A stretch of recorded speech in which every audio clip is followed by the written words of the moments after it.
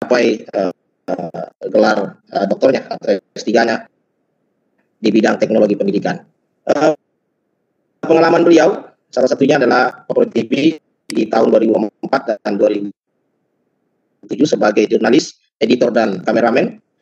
Kemudian selanjutnya dari Favorit di tahun yang sama 2004 sampai 2007 penyiar, audio editing dan promosi. Dan sebagai sebagai guru mengajar pada yang membidangi prodi bahasa di SMK Negeri 3 Kota Bengkulu. Itulah profil singkat beliau, dan Bapak Ibu keramaian kita pada malam hari ini nantinya setelah beliau memaparkan materi, untuk kita akan sesi bertanya. Ada dua cara. Yang pertama dengan raise hand, bisa mengklik dan angkat tangan, dan yang kedua bisa melalui chat.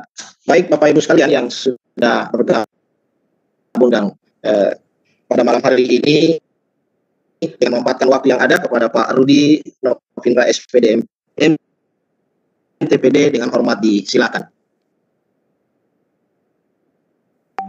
Silakan Pak Rudi.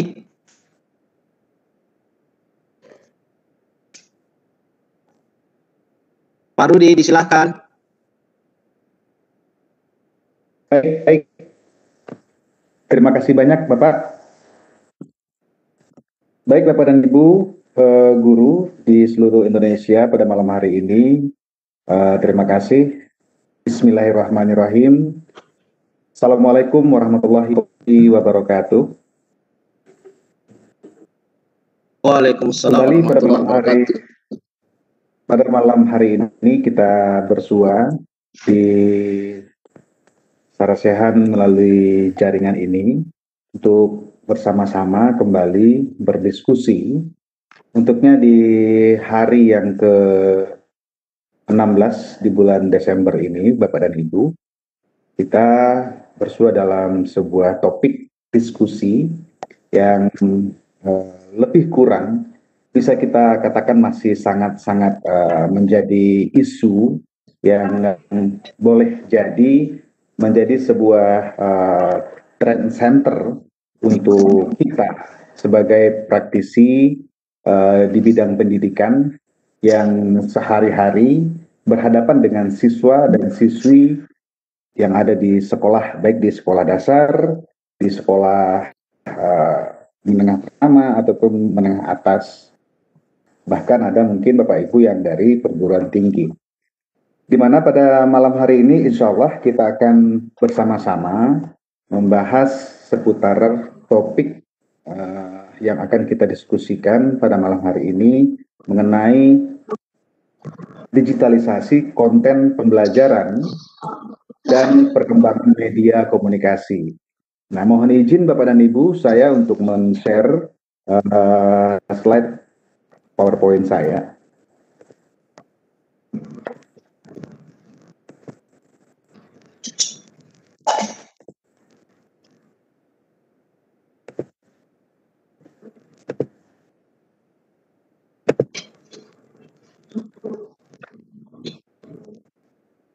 Baik, sudah bisa lihat Bapak dan Ibu ya?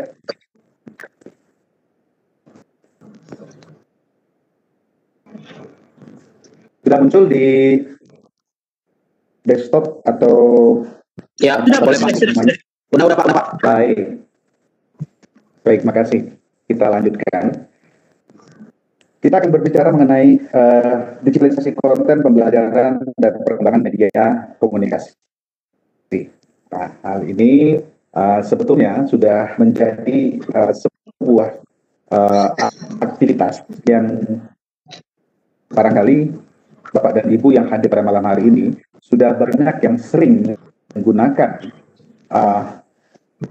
platform-platform yang termasuk ke dalam kategori digital seperti itu, yang digunakan dalam kesehariannya sebagai proses untuk mentransformasi materi-materi pembelajaran.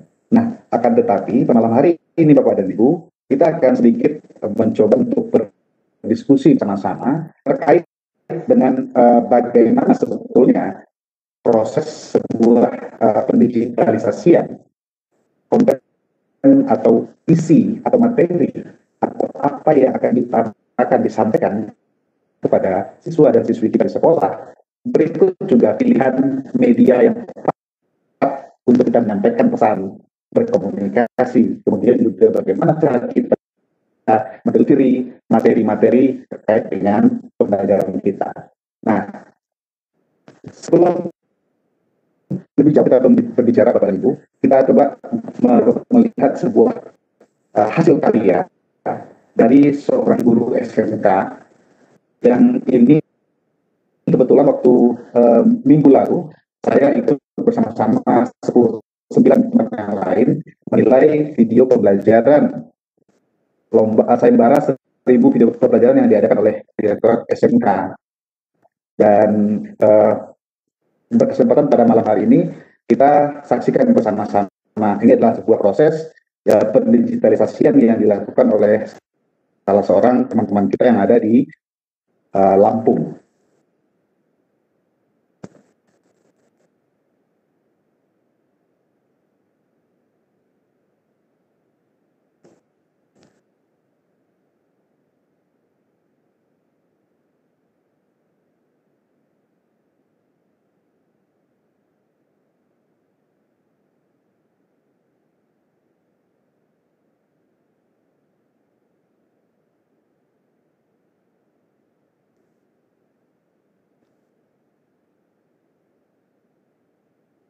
Nggak ada suaranya ya?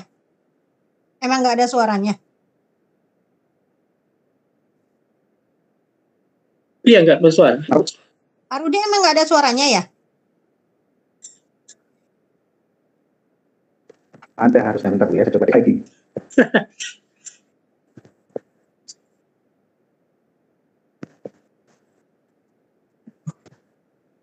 Sebentar.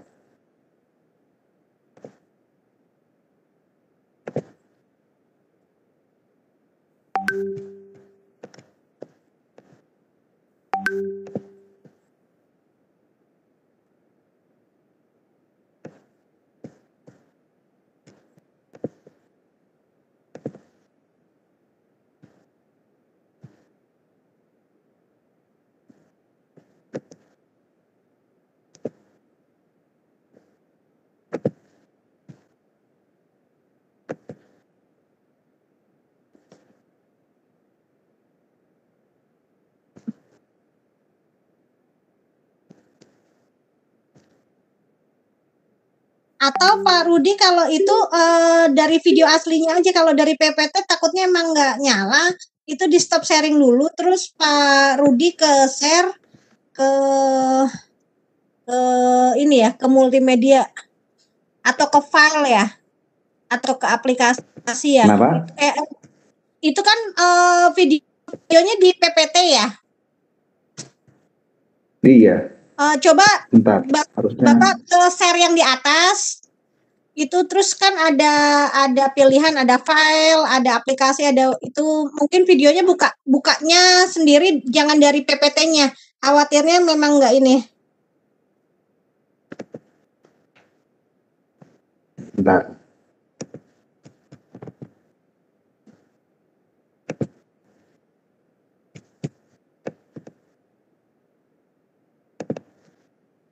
Memang nggak ada suaranya? Nggak ada. Oke, saya coba ganti pilihan lain aja share-nya. Mudah-mudahan ada suaranya.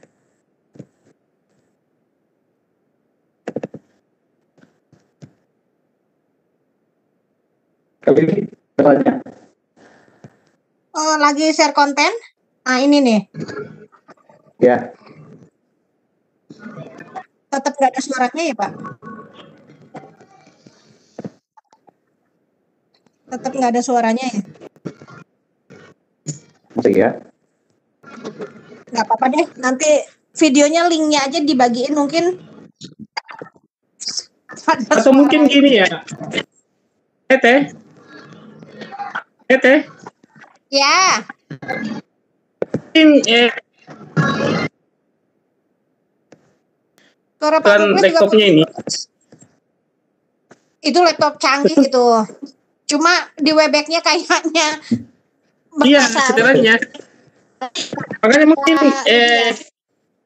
kalau ada linknya mungkin ada teman yang ini bagikan itu untuk video. Ada Share yang- link YouTube nggak, Pak Rudi? Ya, mungkin Teteh yang bagikan ke Apa? siapa yang Ada link YouTube-nya nggak? Ada. Nah, dibagikan di chat. Ini sudah Dibagi. ini sudah bagus. Saya kedengeran udah nih. Ini bagus nih. Ya, udah.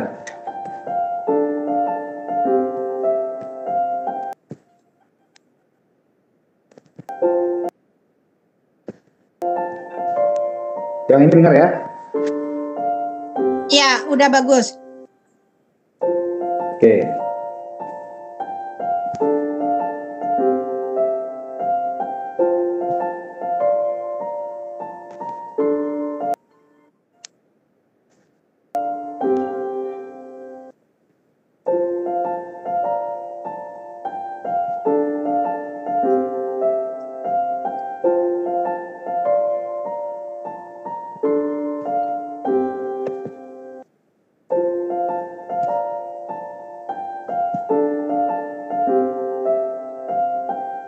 Tabi pun.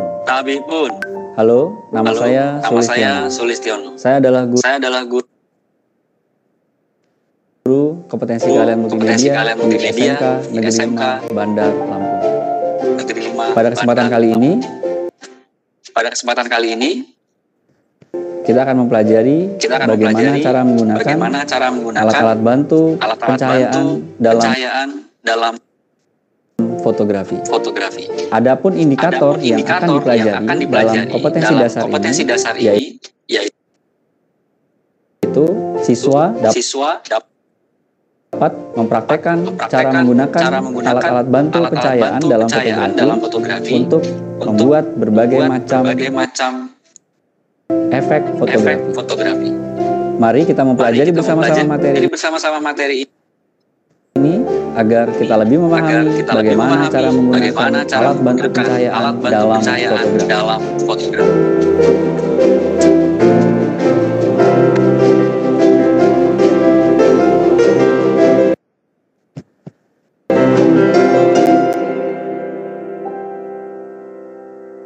Yang pertama, saya akan menggunakan lampu main light dengan sumber cahaya yang lebih besar. Yang kedua, saya akan menggunakan lampu untuk fill in dengan sumber dan kekuatan cahaya yang lebih kecil. Berikutnya, yang ada di bagian belakang saya, ini adalah lampu untuk background light dan satu lampu yang ada di sebelah kiri saya itu digunakan untuk backlight. Kita akan mempraktekkan bagaimana perbedaan setiap kita menggunakan lampu-lampu yang tadi.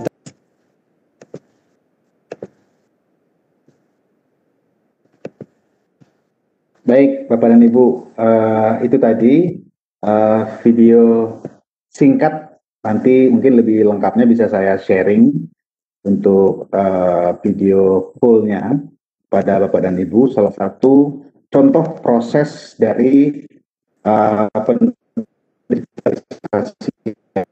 ya pembedahan yang tadi lampunya. Untuk hal ini sebelum masuk kepada fokus konten pembelajarannya dan perkembangan media komunikasinya, istilah teknologi informasi sebetulnya bukan sebuah istilah yang baru, bahkan sudah ada sejak lama, seperti yang diungkap oleh namanya Eric Dyson pada tahun 1987 yang mengatakan bahwa teknologi informasi dan komunikasi itu adalah sebagai kebutuhan dasar manusia untuk mengambil, kemudian memindahkan, mengolah, dan memproses informasi itu sendiri. Nah, saat ini Bapak dan Ibu, kita berada di sebuah era di mana paradigma terhadap segala sesuatu yang ada di sekitar kita itu mulai berubah. Ada orang mengatakan dan mengistilahkan bahwa kita ini sedang berada pada masa urbanisasi masyarakat skala besar, yakni dari masyarakat yang offline menuju masyarakat atau bertransformasi menjadi masyarakat online, seperti itu. Nah, sebagai sebuah hasil produk dari teknologi informasi dan komunikasi tadi, kita mengenal namanya televisi, kemudian ada namanya radio, kemudian ada yang mengistilahkan media digital, dan kemudian ada internet. Nah, yang mana konten-konten itu mewujudkan dirinya di dalam berbagai bentuk platform-platform. Ada yang disebut dengan web content, kemudian ada yang bentuk video, kemudian ada yang bentuk media sosial, dan lain-lainnya. Nah, ada hal penting kita yang bergerak di lapangan sebagai pengajar dan pendidik dan itu harus tahu lebih dahulu minimal sebagai pijakan kita dan harapan kita untuk kita bisa membuat sebuah konten pembelajaran yang tepat guna dan konten pembelajaran yang menggunakan media komunikasi yang tepat. Kita coba lihat hasil penelitian dari sebuah lembaga manajemen konten yang bernama Hotsuite. Bapak dan Ibu juga sudah melihat dan pernah membaca artikel ini, bahkan hasil penelitian ini, yang mana websitenya itu dikenal dengan We Are Social, seperti itu. Nah, kita akan melihat bagaimana Indonesia Digital Report tahun 2020, Bapak Ibu.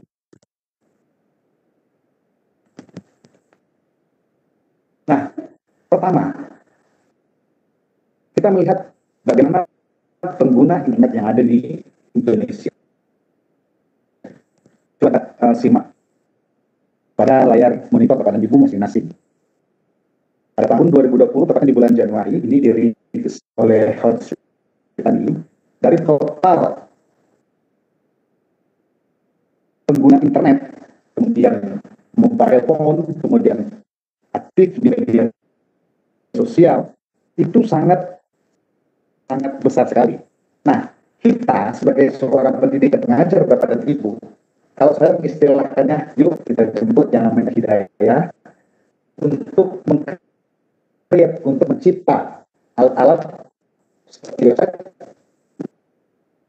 kemudian media sosial, messenger, dan memulainya melalui platform-platform tersebut, Bapak dan Ibu. Nah, ini beberapa device yang digunakan oleh person. Ada yang berbentuk mobile phone, kemudian ada yang bentuk smartphone, kemudian ada yang bentuk laptop atau desktop komputer, kemudian tablet device. Nah, ini nanti akan menjadi bahan dasar kita untuk meng-create sebuah media, sebuah katakanlah konten pelajaran, mau kita arahkan ke device mana, atau mobile phone, smartphone, atau yang non-smartphone, atau yang laptop dan desktop, atau tablet device, atau game console, atau virtual reality device, dan lain-lainnya. Nah, kita lanjut, Pak Ibu. Kemudian kita lihat kecenderungan orang Indonesia menggunakan internet dalam satu hari. Nah, ternyata sangat tinggi. Adalah di situ hampir nyaris 8 jam dalam satu harinya. Apa saja yang digunakan? Yang pertama itu untuk menggunakan sosial media, kemudian menonton televisi, mendengar musik, baik via streaming, kemudian menggunakan game sponsor itu paling rendah, kurang 1 jam 23 menit. Nah, ini menjadi salah satu dasar kita nanti Bapak dan Ibu mendesain sebuah platform pembelajaran atau katakanlah mendigitalisasi ke platform mana sebuah konten pembelajaran itu. Nah, ini kita bisa jadikan sebuah dasar untuk kita agar kita tidak salah sasaran dalam nanti mendistribusikan konten-konten yang sudah kita create tadi Bapak dan Ibu. Kita lihat lagi yang dirilis oleh Hootsuite ini, ada namanya online content activities. Nah, untuk penggunaan online content activities ini adalah kita melihat mana platform yang paling banyak digunakan oleh user-user yang ada di Indonesia ini. Nah, kita melihat yang menonton online video itu ternyata sangat tinggi sekali, hampir 100%. Kemudian menonton vlog 79%, dan kemudian mendengar musik via streaming itu 84%, kemudian online radio 58%, kemudian podcast sebanyak 43%. Selanjutnya, adaptasi terhadap inovasi digital yang digunakan pada platform-platform yang ada. Misalnya, pengguna voice command itu sebanyak 50%. Nah, kemudian menonton televisi via streaming banyak 59%. Nah, atau melalui smart home device yang ada di rumah masing-masing banyak 75%. Nah, ini kita bagikan tadi adalah hasil sebuah rilis dari sebuah website manajemen konten, di mana dari sana kita bisa berinput untuk melihat apa yang akan kita lakukan, kemudian bagaimana kita akan meng-create, dan ke media apa, platform mana yang akan kita lebih cenderung untuk meng-create-nya. Untuk itu, kita ini sebagai guru juga sudah dikenal sebagai seorang content creator, Bapak dan Ibu. Nah, kemudian di dalam content creator itu sendiri adalah mengistilahkan sebagai pembuat materi, kemudian disebarkan atau didistribusikan. Dan ini juga saya sampaikan di dalam sebuah seminar seni pertunjukan seminar nasional yang ada di kampus. Nah, apa yang penting bagi kita selaku seorang pengajar dan pendidik ini untuk buat sebuah konten ini kepada Ibu. Nah, yang pertama adalah kita memiliki ide, kemudian data untuk menghasilkan sebuah konten yang bagus. Nah, setelah itu, apa yang harus kita lakukan? Kita mesti melakukan yang namanya riset, Bapak Ibu. Tidak mungkin kita di dalam sebuah meng-create sebuah konten pembelajaran tidak diawali dengan yang namanya riset. Begitu juga kita yang untuk melihat membuat sebuah konten pembelajaran seperti Bapak dan Ibu. Tentu kita awalinya dengan studi pustaka, kemudian mencocokkan dengan kurikulum. Nah, itu kan bagian dari mini-mini riset yang kita lakukan untuk sebuah persiapan membuat konten. Nah, apa yang harus kita siapkan, pengetahuan kemudian kemampuan di dalam membuat sebuah konten? Yang pertama itu tadi saya sampaikan di awal, ada namanya media produksinya, kemudian komunikasi, kemudian ada teknik dan metode penyebarannya. Lanjut Bapak Ibu. Nah, barulah kita nanti melihat sebuah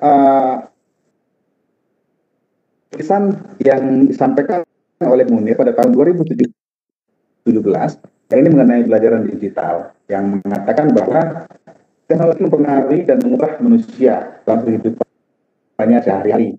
Dan kemudian sehingga sekarang ini gagap teknologi, maka orang yang gagap teknologi akan terlambat dalam menguasai informasi, bahkan cenderung tertinggal untuk memperoleh kesempatannya berbuat lebih maju, berperan penting dan nyata. Karena saat ini dinamakan adalah masyarakat informasi atau information society, dan juga masyarakat pengetahuan atau knowledge society. Nah, bagaimana Bapak dan Ibu ke depan kalau misalnya kita membaca, kita melihat situasi terkait dengan potensi-potensi yang dimiliki oleh kita sebagai kreator pembelajaran terhadap pembelajaran digital ini, Bapak dan Ibu. Nah, dari sebuah kutipan yang disampaikan oleh Kenji Kitao pada tahun 1998, ada 3 potensi sebetulnya dan fungsi pembelajaran digital yang bisa kita manfaatkan. Yang pertama itu adalah potensi sebagai alat berkomunikasi. Misalnya ada antara guru dengan siswa. Kemudian yang kedua, ada potensi aksesibilitas untuk memperoleh dan menyampaikan informasi. Yang tiga, potensi pendidikan dan pembelajaran.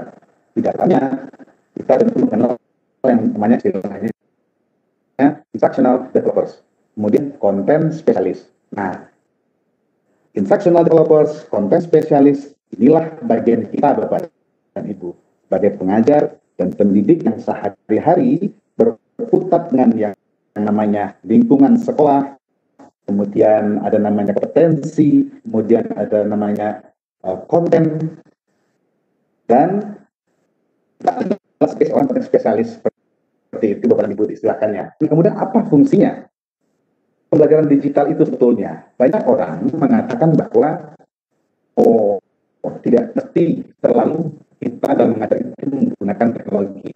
Betul sekali. Karena iya, yang namanya sifatnya berbantuan teknologi atau yang diistilahkan lebih jauh lagi sebagai digital hanya berfungsi sebagai suplemen, kemudian berfungsi sebagai komplement, kemudian juga berfungsi sebagai substitusi seperti itu. Kemudian kita masuk Bapak dan Ibu sedikit lebih teknis, kita akan mendiskusikannya. Bagaimana kita di dalam mendesain sebuah pembelajaran digital tersebut, Bapak Ibu.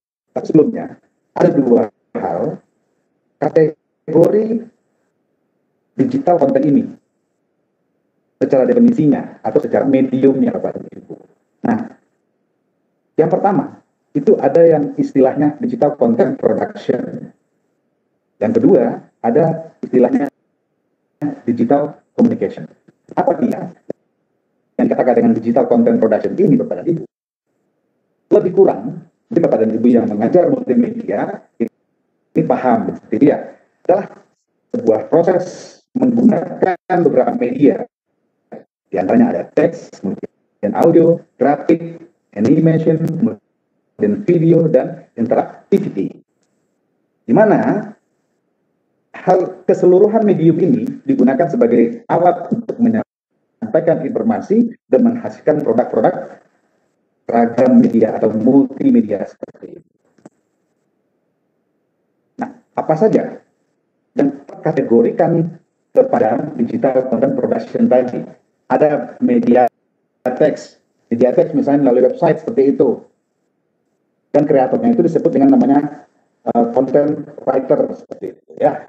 Kemudian ada namanya media audio, ada yang membuat audiobook dan lain-lainnya. Kemudian ada media video seperti yang sudah kita tayangkan tadi. Selanjutnya ada media animasi, atau saat ini lebih cenderung menggunakan yang namanya stop motion itu, atau melalui image, kemudian media interaktif dan spesial efek yang digunakan untuk proses-proses pembelajaran tertentu. Berikut istilah kedua, digital content communication. Nah, di mana kita sebagai pengajar dan pendidik dituntut berdasarkan hasil penelitian Hootsuite. Dan kita lebih tahu, lebih tepat di dalam memilih dan mengkombinasikan bahkan untuk proses pembuatan atau mendigitalisasikan konten pembelajaran kita tadi ada apa agar bisa dinikmati oleh seluruh peserta didik kita. Kita harus seperti itu ya, karena kita harus sudah tahu dan memiliki empati pada seluruh siswa kita. Tidak semua siswa kita yang memiliki kemampuan yang sama untuk mengakses sebuah digital content communication. Ini yang menjadi penting bagi kita Bapak dan Ibu.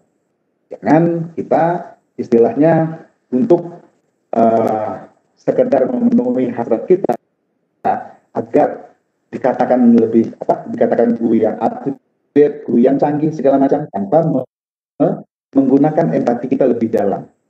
Kenapa? Tidak harus kita meng-create sebuah konten yang misalnya menggunakan media tapi tidak bisa diakses gampang dan mudah oleh peserta didik kita. Nah, boleh apakah kita menggunakan seperti televisi, radio, media cetak, ataupun internet seperti itu untuk menyiarkan, mempublikasikan, mengkomunikasikan materi-materi yang kita punya Bapak dan Ibu. Baik itu dalam art performance, privacy, kemudian publicity, kemudian news, dan bahkan di dalam konten pembelajaran itu sendiri. Seperti yang kita lihat pada seperti ini, banyak pembelajaran kita yang sudah ada masuk di radio RRI seperti itu. Kemudian juga yang disiarkan oleh TVRI. Nah, itu termasuk salah satu bentuk digital content communication. Nah, kemudian kategori-kategori media yang bisa kita klasifikasikan dalam sebuah bentuk digital content communication. Yang pertama itu ada radio, kemudian TV, kemudian tutorial, banyak digunakan pada pelajaran-pelajaran ekstra ataupun yang ada di SMK yang sifatnya praktik seperti itu, banyak menggunakan tutorial ini. Kemudian ada yang berupa film, kemudian ada yang menggunakan ICT jaringan seperti itu. Kemudian masih ada yang menggunakan cetak, melalui musik, ada game, boleh. Nah, itu salah satu bentuk beberapa kategori media yang digunakan di dalam digital content communication. Nah, ini Bapak dan Ibu, salah satu bentuk desain mungkin yang bisa kita ambil contohnya. Kenapa? Dari sebuah penciptaan atau pendigitalisasian konten pembelajaran, hal yang terpenting adalah perencanaannya. Bagaimana desain itu adalah seorang pendidik dan pengajar. Nah, disinilah letak kompetensinya sebetulnya. Bagaimana dia kemampuan seorang guru atau seorang dosen itu di dalam mendesain sebuah media, baik itu bentuknya digital, ya, yang diwujudkan ke dalam bentuk perencanaan seperti itu. Nah, kenapa ini digunakan adalah untuk membantu kita sebagai guidance kita di dalam eksekusi pembuatan konten. Nah, secara lebih teknis kita akan lihat bahwa ini bentuk kalau misalnya saya memilih tadi di awal sebuah media audiovisual berupa video pembelajaran seperti itu. Nah, kita juga harus tahu menempatkan visualnya apa dulu yang kita lihat. Kemudian audionya apa, kemudian musiknya apa, durasinya bagaimana, kemudian apa adegannya, seperti itu. Nah, seperti yang dilihat tadi, kalau misalnya kita dibantu oleh tabel ini kepada itu, insya Allah dalam proses eksekusinya kita akan lebih jauh gampang. Kita sudah tahu, oh hari ini saya akan membuat visualnya, misalnya visual opening. Openingnya akan saya mulai dengan misalnya setelah dari kejauhan seperti itu. Dengan tipe shotnya adalah long shot seperti itu ya. Kemudian audionya bisa jadi ada narasi, misalnya selamat di SMK Negeri 3 Kota Bengkulu. Kira-kira seperti itu. Kemudian menggunakan musik instrumen dengan durasi 30 detik. Nah, kenapa di dalam sebuah tayangan audiovisual durasinya jarang yang sampai misalnya 5 menit, 4 menit dalam satu adegan, satu frame seperti itu, karena itu menghindari kejenuhan. Yang kita berikan adalah informasi yang sifatnya informatif melalui visual. Nah, ini yang menjadi pokoknya pada itu. Setelah tadi kita desain, kita coret di dalam kertas atau kita ketik rapi lebih baik seperti itu. Nah, inilah yang akan kita lakukan prosesnya atau siklus-siklus yang akan kita gunakan. Yang pertama ada namanya istilah pre-production seperti itu. Ada yang termasuk dalam pre-production tadi, ya naskah tadi, kemudian memilih pemain. Ini kalau saya asumsikan pada produksi video pembelajaran ya Bapak Ibu, kemudian alat yang dipakai, kemudian siapa saja yang terlibat, kemudian apa saja aset-aset yang akan kita pakai kalau misalnya kita membuat animasi, stop motion, dan lain sebagainya seperti itu. Kemudian itu kedua ada namanya production. Production itu tentu adalah proses eksekusi atau melakukan syuting kalau dia berupa video, kalau dia berupa video itu melakukan proses rekaman suara. Kalau dia bahkan membuat nilai kreatif, misalnya yang di awal tadi sudah membuat chart atau membuat membuat skema atau bagan menu, kemudian baru memproduksi sebuah melalui sebuah aplikasi yang misalnya seperti Flash atau Animate dan sebagainya. Adalah proses pembuatan, proses meng-create seperti itu. Kemudian baru kita masuk pada akhir dari sebuah siklus produksi ini, produksi digital content. Ada namanya post production Bapak dan Ibu. Nah, post production ini kalau misalnya kita bawakan pada video tadi, ini termasuk di dalamnya post production ini adalah bagaimana proses editing, kemudian bagaimana proses pemilihan gambar, kemudian bagaimana proses misalnya kalau dalam produksi multimedia, uji coba, uji alfa, uji beta seperti itu. Kita lihat selanjutnya lagi. Nah, ini jelaskan lebih detail dari yang sudah saya sampaikan tadi bagian pre-production tadi, ide dan segala macamnya. Nanti bisa kita akan produksinya. Nah, ini lebih detail lagi dari apa yang saya sampaikan tadi Bapak dan Ibu, termasuk di situ mungkin untuk proses katakanlah software developer dan ada pengujian produknya, kemudian mengisi desain, integrasikan konten softwarenya, kemudian mengevaluasi produk, konten berdasarkan evaluasi, membangun beta versionnya. Nah, itu kalau dia berbentuk software aplikasi, gambar, motion grafik ya, atau aplikasi-aplikasi yang berbentuk dedikasi seperti itu. Kemudian post production. Nah, post production ini Bapak dan Ibu adalah sebuah proses yang akhir di dalam sebuah proses pembuatan konten digital seperti itu Bapak dan Ibu. Yang dimana ada di situ beberapa pengujian, kemudian ada namanya quality control untuk sebuah hasil kreasi kita sebagai pendidik atau pengajar membuat konten pembelajaran seperti itu. Nah, untuk hal ini Bapak dan Ibu, nah kita akan memilih ya menggunakan platform apa untuk publikasi ketika media atau konten tadi sudah kita buat dan kita akan mendistribusikannya. Kalau saat ini kita hanya lebih banyak mungkin ketika melihat ke lapangan Bapak dan Ibu, kita hanya mendownload misalnya, mendownload sebuah video, kemudian hanya mengirim ke dalam grup WA seperti itu. Nah, coba tonton ini, kemudian jawab pertanyaan ini. Nah, itu sebetulnya kita hanya baru mengambil dan memberikan. Belumlah terjadi sebuah siklus atau interaksi yang dikatakan dengan namanya learning tadi Bapak Ibu, itu pembelajaran tadi di dalam kontennya. Mana konten yang sudah kita digitalisasikan tadi belum mampu untuk belajarkan peserta didik kita, belum mampu memandirikan peserta didik kita.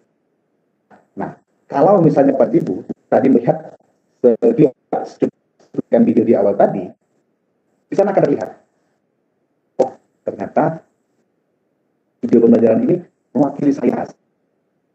Seperti itu, mewakili saya ketika saya melihat nonton sekarang, oh bisa ternyata video ini dijadikan sebuah media atau medium kita untuk membantu memandirikan belajar siswa saya. Nah, kenapa tidak? Karena tadi video itu yang berdurasi katakanlah misalnya 15 menit untuk satu misalnya kompetensi dasar akan mampu berikan step-step proses pembelajaran pada anak. Kalau mengenai pencahayaan dalam fotografi, itu kan jelas sekali Bapak dan Ibu. Oh, lampu yang dipakai ini, tipe lampunya ini. Kemudian penggunaan cahayanya seperti ini. Kemudian filternya digunakan ini, mendapatkan efek bulat, asap, dan lain sebagainya pada muka model seperti itu. Nah, oh, ini loh ternyata. Dengan begitu Bapak dan Ibu, ketika memang kita membutuhkan sebuah medium yang membantu kita mengirimkan konten tadi, konten pembelajaran kita kepada siswa kita, itulah yang kita pakai untuk pembelajaran, untuk membantu kita sebagai suplemen, sebagai komplement dan subsidi atau pengganti dari misalnya kondisi-kondisi tertentu yang tidak bisa tetap muka nih. Itu saja mungkin yang bisa saya sampaikan, lebih kurang. Mungkin kita akan lebih jauh mengelaborasinya melalui diskusi-diskusi, dan ini sebetulnya sangat luas. Sebetulnya belum lagi berkaitan dengan misalnya persoalan kemampuan atau kemampuan teknis dari si guru, kemudian bagaimana guru ini mendesain secara rinci berapa HD-nya atau HDRP saja yang akan didesain. Itu kepada pengalaman kita masing-masing Bapak dan Ibu. Sehingga mungkin sajian saya pada malam hari ini akan, tetapi mudah-mudahan bisa kita lebih jauh berdiskusi terkait dengan materi dan diskusi kita pada malam hari ini terkait dengan digitalisasi konten pembelajaran dan perkembangan media komunikasi. Demikian mungkin Bapak Moderator, terima kasih. Assalamualaikum warahmatullahi wabarakatuh.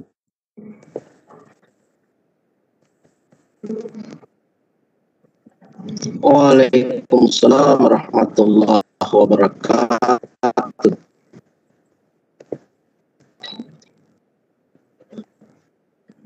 Baik,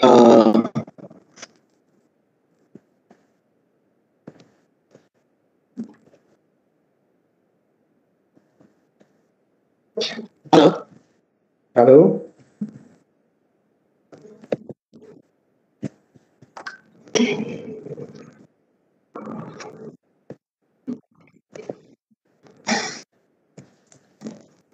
Pak Ilham.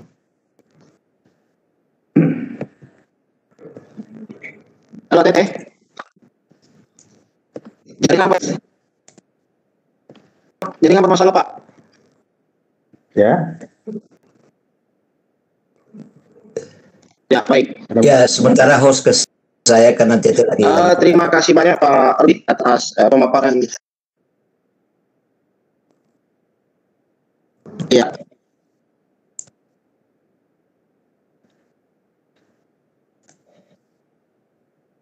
Pak Ilham, silakan Pak.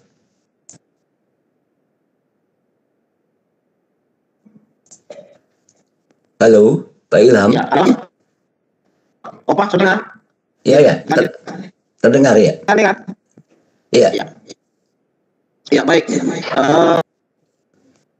Makasih banyak Pak Rudi atas materi yang sudah dipaparkan pada malam hari ini.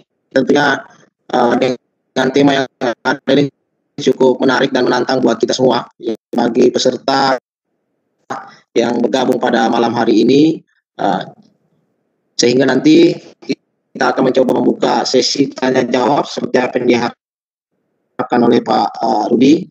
Pada tanya jawab ini akan berkembang lagi materi yang akan disampaikan. Baik, Bapak Ibu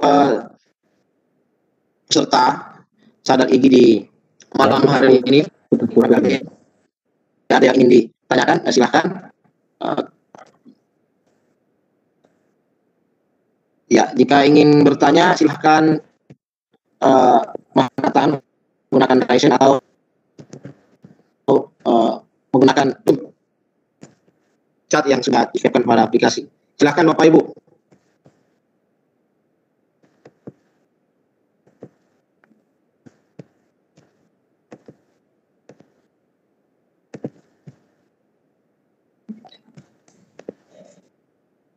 Iya, saya lihat memang belum ada yang resen untuk bertanya secara langsung. Di kolom chat juga belum ada. Barangkali rekan-rekan di panelis ada yang mau bertanya langsung, silakan. Putus-putus suaranya. Suara saya bagaimana Pak Rovinda? Pak Rudi? Kalau suara Bapak bagus, Pak. Oke. Tapi Oke, saya baca Pak. komentar di chat banyak yang bermasalah kayak jaringan kayak. Iya Pak Rudi, ada yang saya mau tanyakan Pak. Baik Pak. Pemakaian media komunikasi IT pada pembelajaran ini, apakah memang adakah data hasil penelitian yang memang cukup valid, yang memberikan maksudnya gambaran atau memberikan hasil memang kita para guru sebaiknya mempergunakan IT media pembelajaran seperti yang Bapak jelaskan tadi dalam pemaparan agar hasil pembelajaran atau output itu memang meningkat. Apakah memang ada penelitian data-data empiris valid untuk ini? Terima kasih. Ya. Baik, terima kasih Pak Adrian dari Pak ya. Ya, Pak Adrianus ya. Baik, terima kasih Pak Adrian pertanyaannya. Baik, silakan Pak Rudi. Iya.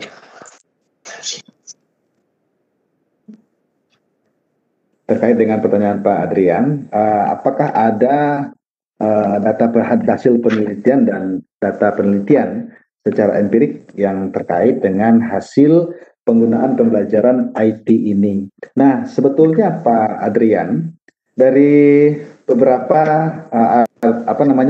kutipan yang saya masukkan ke dalam slide tadi, itu adalah rata-rata hasil penelitian yang salah satunya adalah yang terbaru tadi, seperti dari Hotsuite tadi Bapak Adrian. Nah, itu di mana sebuah perekomendasian dari sebuah manajemen konten digital yang berada di misalnya yang memonitori seluruh perkembangan media-media digital yang ada di berbasis internet, televisi, dan segala macamnya itu. Nah, terbukti bahwa media teknologi yang berbantuan misalnya ICT tadi adalah menjadi pilihan-pilihan oleh pengguna-pengguna atau user-user, termasuk kita sebagai pengajar dan pendidik di dalamnya Bapak dan Ibu. Kenapa? Media video misalnya tadi contoh, 99%. Nah, itu kan salah satu bukti secara empirisnya yang penelitian yang dilakukan oleh media manajemen konten tadi atau website manajemen konten tadi yang memonitori seluruh perkembangan pergerakan platform-platform mana saja yang sering diminati dan digunakan dalam hal apa. Nah, itu salah satu bentuk hasil penelitian yang saya sajikan tadi Pak Adrian. Nah, artinya apa? Ketika misalnya katakanlah memang di dalam kondisi pandemi ini kita melihat itu sangat bermanfaat sekali. Karena apa? Bisa menjauhkan kita dari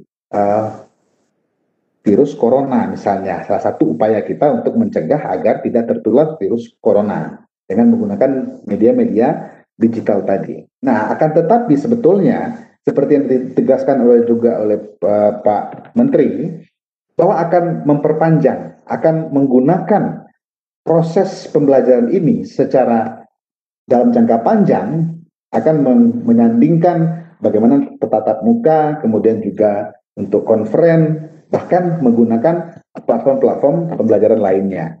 Nah, hal ini mengindikasikan bahwa paradigma kita sebagai pengajar dan pendidik pun harus sudah mulai berubah, terutama di dalam proses pendistribusian konten atau isi materi pembelajaran kita. Nah, ini sebetulnya kalau kita mau mencari dan menjelajahi jurnal-jurnal yang ada, sangat banyak mungkin terkait dengan misalnya hasil-hasil penelitian yang bisa kita membuktikan bahwa perangkat A misalnya, penggunaan Webex misalnya, sangat digandrungi oleh guru-guru di dalam melakukan konferen di masa pandemi. Nah, mudah-mudahan ini pun sebetulnya sangat-sangat efektif, sangat-sangat berbiaya murah. Kenapa tidak? Ini kita lanjutkan penggunaan Webex ini untuk saling sharing di seluruh Indonesia. Nah, itu salah satu bentuk nyatanya Pak Adrian. Begitu mungkin Pak Adrian, terima kasih. Oke, terima kasih Pak Rudi. Ya. Silakan Pak Ilham.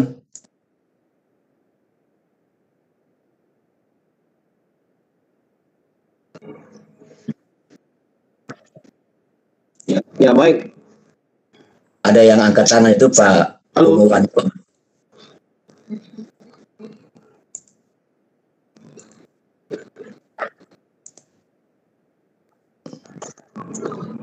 Pak Pungwanto sudah resen itu Pak Ilham. Saya hidupkan mikrofonnya. Silakan Pak Adrian untuk dibukakan. Silakan Pak Pungwanto kalau mau bertanya langsung. Ya, dihidupkan saja Pak. Sudah turun lagi. Halo Pak, selamat malam Pak. Bisa dengar ya, saya Pak? Ya, saya bisa mendengarnya. Ya, malam Pak. Malam. Silakan Pak. Malam Pak. Malam Pak. Ini Pak saya belum Sumatera Utara Pak. Ya. Atas nama Pungwanto Tangkar Pak. Ya. Kini tadi terputus, tapi bisa ada saya tangkap informasi dari Bapak tadi, yaitu penggunaan digital ya Pak ya.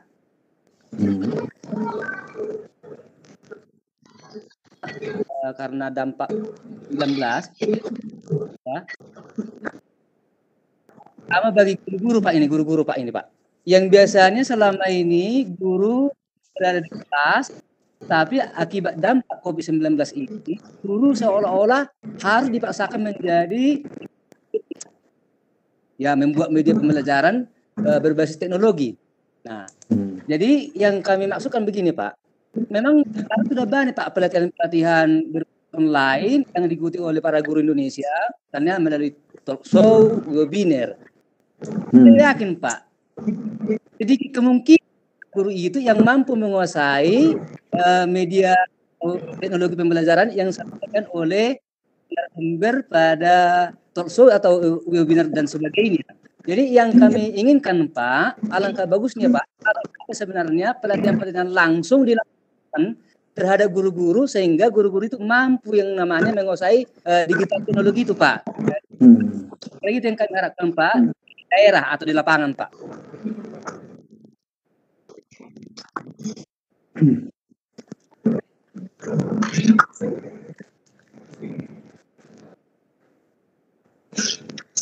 Oke, dari Bapak siapa tadi Pak? Pak Pungwanto Pak. Ya. Pak Pungwanto. Berada di mana Pak Pungwanto?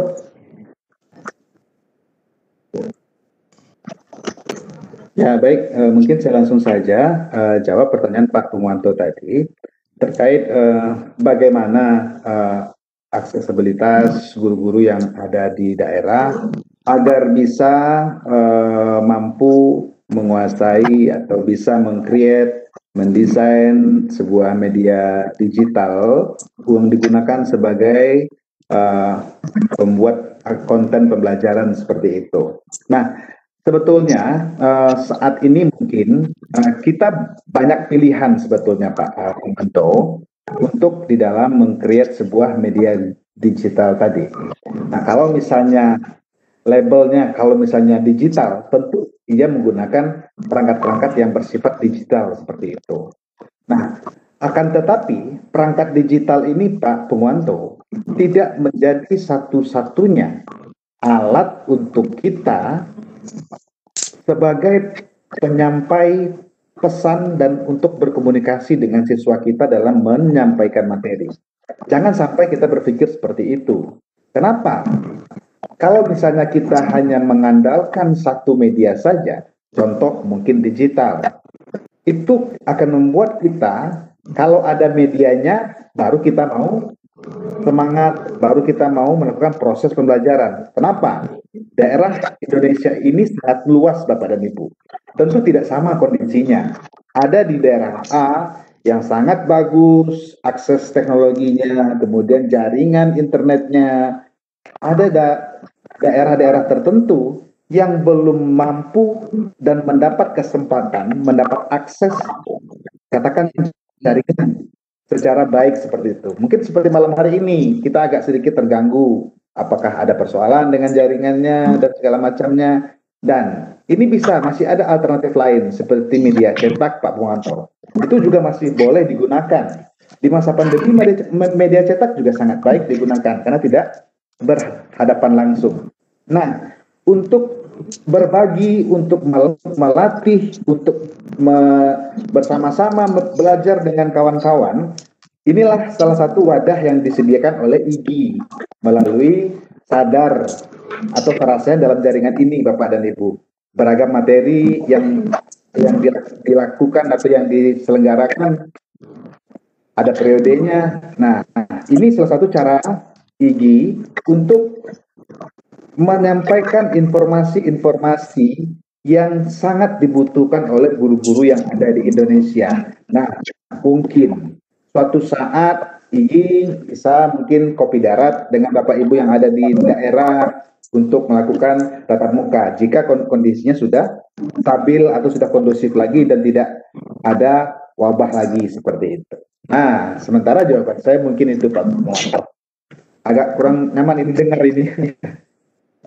Demikian, Pak. Ya, makasih banyak Pak Rudi. Pak Rudi. Ya. Ini ada di room chat ini Pak, saya bacakan. Ada di room chat ini, saya bacakan pertanyaannya Pak dari Pak Budi. Pak Budi. Ya. Mandua Bandung. Ya. Ya, pertanyaannya kaitannya dengan konten kreator, aplikasi Android atau di laptop, apa saja yang bisa dimanfaatkan untuk membuat konten tersebut? Ya, baik. Terima kasih Pak Budi dari Mandua Bandung. Kaitannya dengan mengenai konten kreator itu ya tadi Bapak Ibu ya, konten kreator ya kita ini sebagai konten spesialis kalau di dalam slide tadi kita mengistilahkannya selain sebagai instructional developer, kita sekaligus konten spesialisnya. Nah, untuk aplikasi Android atau di laptop atau berbasis berbasis Windows atau berbasis aplikasi lainnya, itu tergantung kepada kebutuhan kita apa dulu, Pak Budi. Kalau misalnya kecenderungan misalnya ya, kalau sekarang tentu gadget merupakan sudah menjadi misalnya di daerah-daerah tertentu sebuah bukan hal tabu lagi seperti itu. Bahkan menjadi kalau tidak dikelola secara baik, penggunaan gadget yang dibawa oleh siswa ke sekolah, tentu ini akan menjadi persoalan. Nah, pilihan kita adalah Android untuk membuat kontennya berbasis Android.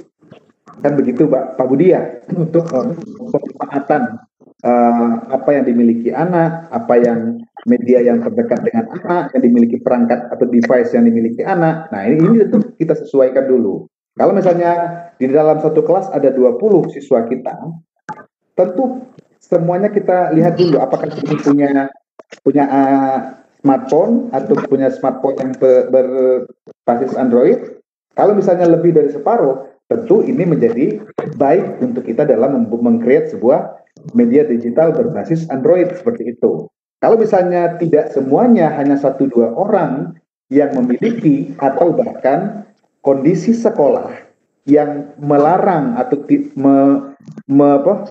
tidak boleh siswa membawa handphone, membawa smartphone ke sekolah, tentu ini tidak menjadi penggunaan yang tepat kalau kita gunakan Android. Kenapa? Karena tidak boleh membawa handphone atau Android ke sekolah.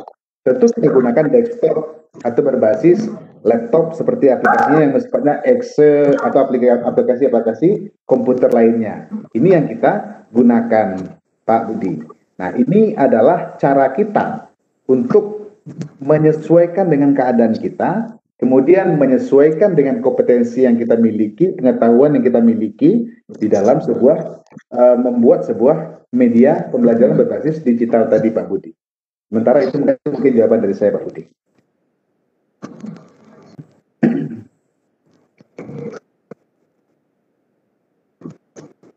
Ya, mudah-mudahan Pak Budi bisa memahami apa yang disampaikan oleh Pak Rudi. Pak Rudi ada lagi nih di room chat ini, Pak Rudi, saya bikin pertanyaannya, Pak. Iya, silakan, Pak. Iya, ini pertanyaan dari Asep Suratman dari SMA 3 Kerawang.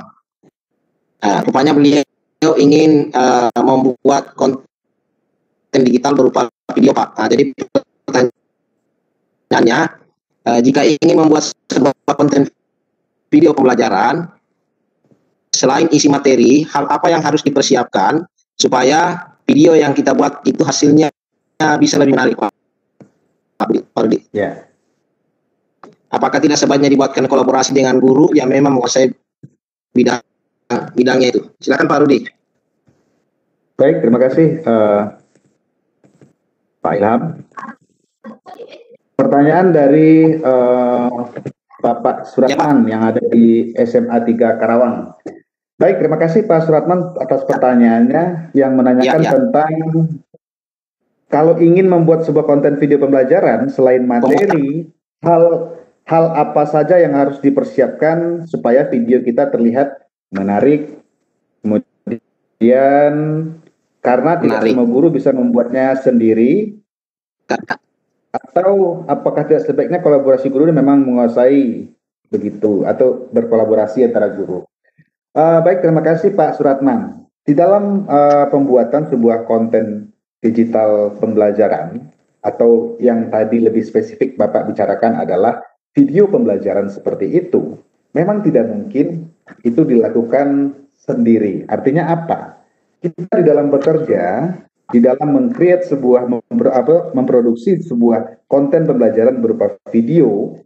Nah, ini tentu banyak hal yang harus kita siapkan. Yang pertama adalah adalah kita sudah punya ide apa yang akan kita buat misalnya. Kedua, kita sudah siap dengan desain atau naskah atau skenario-nya seperti itu.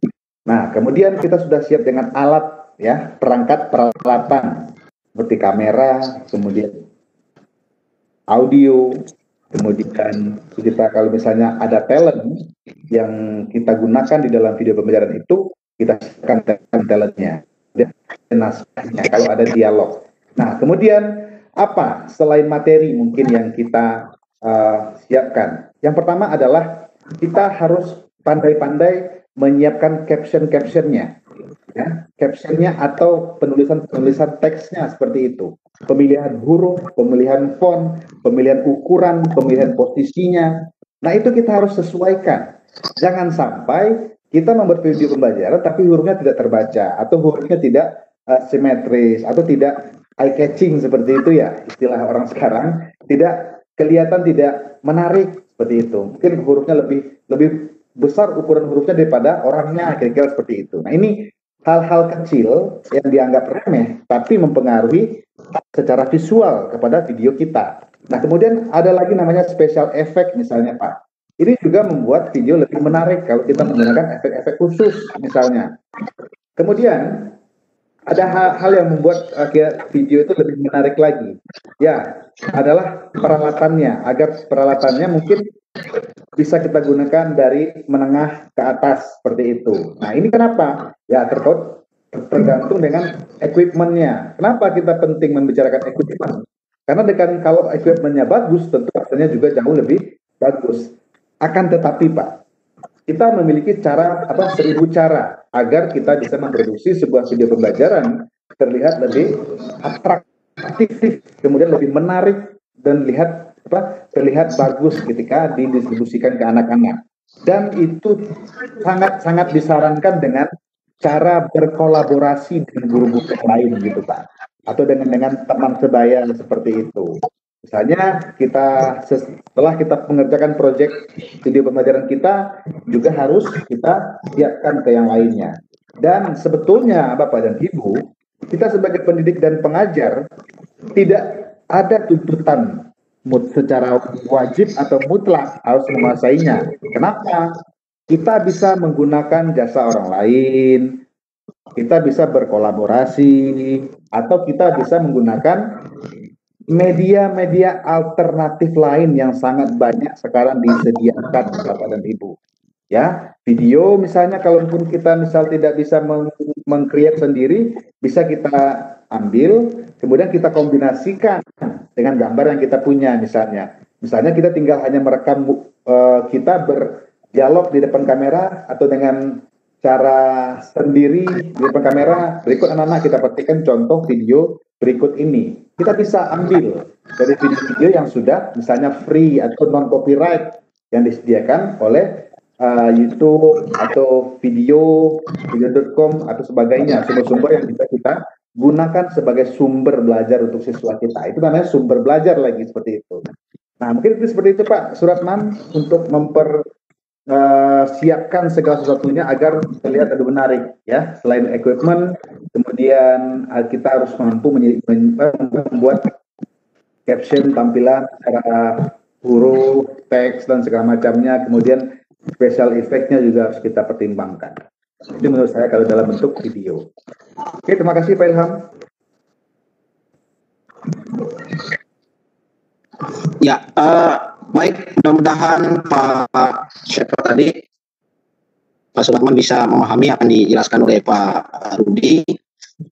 Ya, kembali Pak Rudi, ada di room chat itu pertanyaannya lagi, itu datangnya dari Pak Budi Rianto.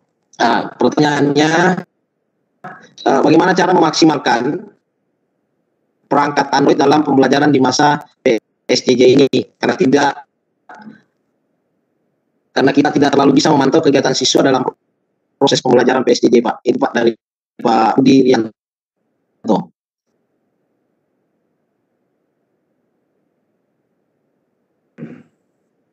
Baik, terima kasih Pak Ilham.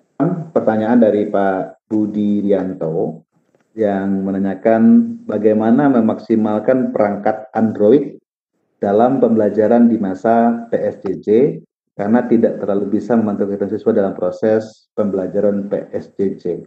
Nah, untuk pemantauan, misalnya katakanlah Pak Budi sudah menggunakan aplikasi tertentu misalnya, atau mungkin yang dari web dijadikan kepada APK seperti itu ya Pak Budi, mungkin kira-kira ternyata kesulitan dalam memantau proses pembelajaran siswa. Nah sebetulnya untuk cara ini Pak Budi bisa kita gunakan ya treatment tertentu. Misalnya Pak Budi juga harus mendesain proses pembelajarannya dalam bentuk istimewa juga, katakanlah seperti itu. Misal Pak Budi ya, Pak Budi menggunakan sebuah model, misalnya blended learning seperti itu, ya. Dengan menggunakan model blended Pak Budi tentu akan bisa mengukur dan pengoptimalan sejauh mana media Android ini digunakan oleh siswa. Ya, karena di dalam blended learning itu sendiri Pak Budi tidak melulu atau tidak mesti adalah penggunaan medianya atau melalui misalnya kursus web, maka melalui web misalnya, melalui web cara belajar mandiri melalui LMS misalnya, katakanlah seperti itu ya. Nah bisa disiasati dengan penggunaan model-model pembelajaran yang bisa kita awasi siswa kita dengan lebih gampang. Begitu Pak Budi. Kenapa seperti itu? Saya memilih treatmentnya seperti itu karena memang untuk meskipun sebetulnya Pak Budi mungkin juga tahu bahwa ada aplikasi kayak misalnya TrackView apa segala macam untuk memantau aktivitas siswa dan segala macamnya, dan juga bisa dimanfaatkan Family Link itu juga bisa dimanfaatkan juga sebetulnya. Nah akan tetapi kita kan misalnya tidak bisa semua siswa itu menerima akses kita kalau untuk lebih jauh melihat aktivitas mereka dengan smartphone mereka. Nah, cara yang paling mungkin kita lakukan adalah dengan mencari model-model pembelajaran yang kira-kira bisa mengawasi pergerakan siswa dalam penggunaan handphonenya. Kemudian juga mendesain sebuah situasi belajar atau lingkungan belajarnya dengan, katakanlah, kita menggunakan handphone untuk mencari, untuk searching materi saja. Setelah itu gunakan misalnya yang berbasis offline seperti itu. Nah, itu kan ada jeda-jeda dan siswa tidak mesti menggunakan handphone menggunakan dengan waktu panjang tanpa kita bisa mengawasinya. Nah, untuk itu sebetulnya bagi kita sebagai pendidik dan pengajar harus juga mampu menciptakan sebuah model memilih sebuah model pembelajaran yang tepat kita gunakan dalam rangka memaksimalkan, mengoptimalkan yang namanya fungsi-fungsi pengawasan terhadap anak-anak tadi misalnya. Nah, kalau misalnya seperti itu sudah terlaksana, wah, sangat ideal sekali kondisi kita di dalam melakukan sebuah proses pembelajaran. Medianya sudah ada yang bisa membelajarkan, kemudian model yang dipakai juga sudah sangat baik, sudah tepat, sesuai dengan sintaksisnya. Nah, ini tentu menjadi sebuah situasi yang enak, situasi yang nyaman, dan sirkulasi prosesnya itu, siklusnya itu akan terasa sekali kalau memang ideal seperti itu kondisinya. Nah, akan tetapi tidak semua yang bisa menciptakan kondisi seperti itu.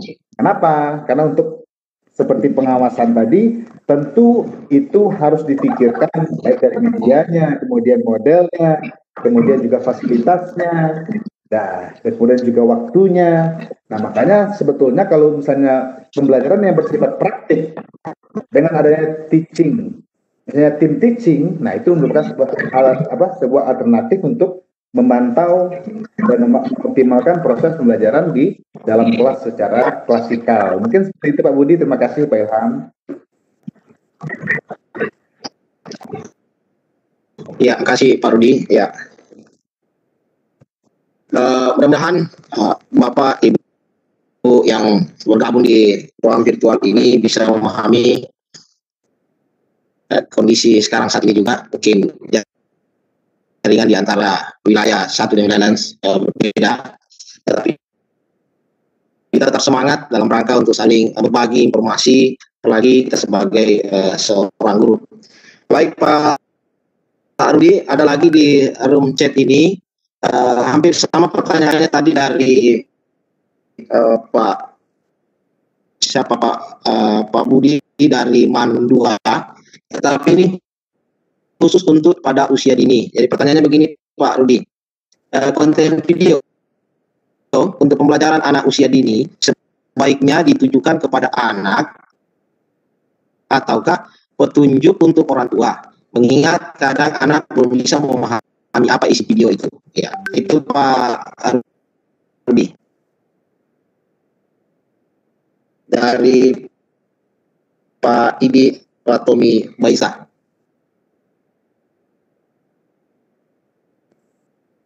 Baik, terima kasih Pak Ilham.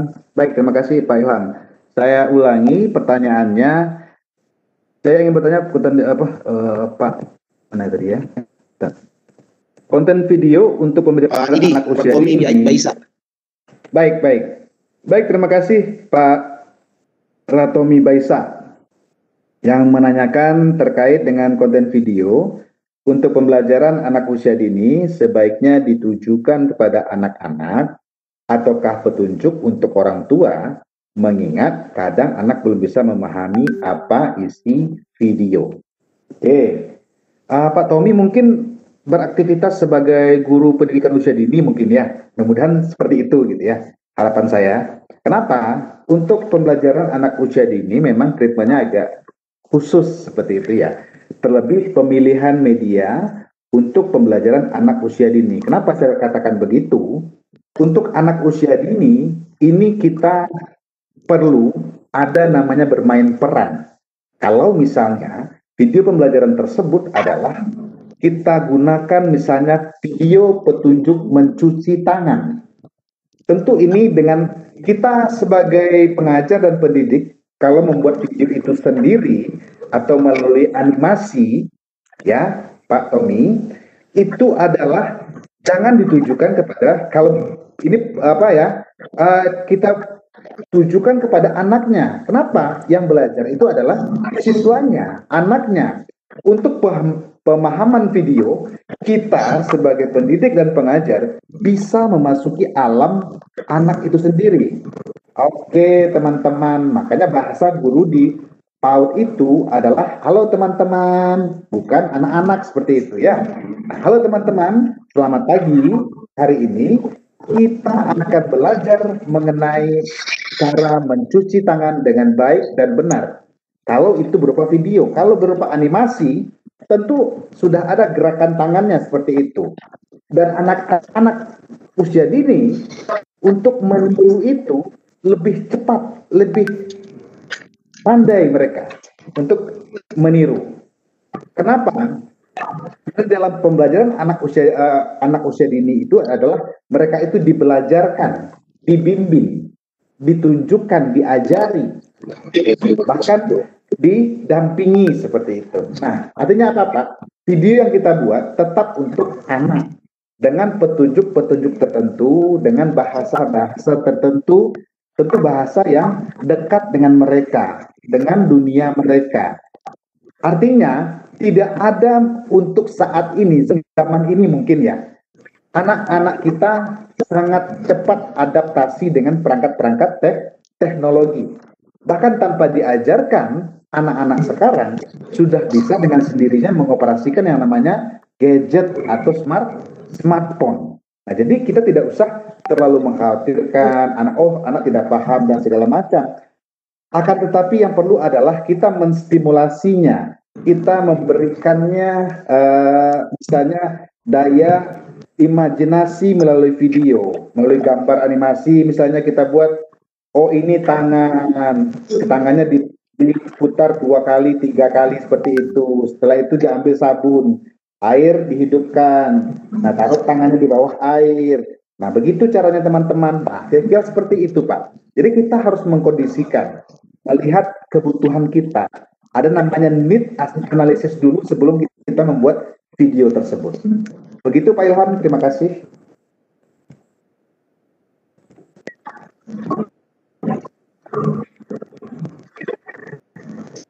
Ya, terima kasih banyak Pak Rudy. Ya, mudah-mudahan Bapak ini atau Ibu ini, Ibu Ratomi Baiza, bisa memahami apa yang disampaikan oleh Pak Rudy. Ya, ada lagi di room chat ini, tapi saya langkai dulu nih ya Pak Rudy ya, karena sepertinya pertanyaannya tidak relevan dengan materi kita pada malam hari ini. Nanti mungkin sebentar kita kembali melihat apakah masih ada waktu untuk bisa menjawab. Saya ke Ibu Aulia SPD. Ya, izin bertanya ini Pak Rudy. Konten digital yang sering kita pakai dalam proses pembelajaran daring, kami guru sering terlewati dalam hal pembuatan konten yang merujuk anak kita yang ada di tingkat madrasah ibtidaiyah atau SD. Kita sering lupa mendudukkan anak kita. Jadi bagaimana cara kita memilih konten yang sesuai dengan tingkat madrasah ibtidaiyah atau sekolah daring.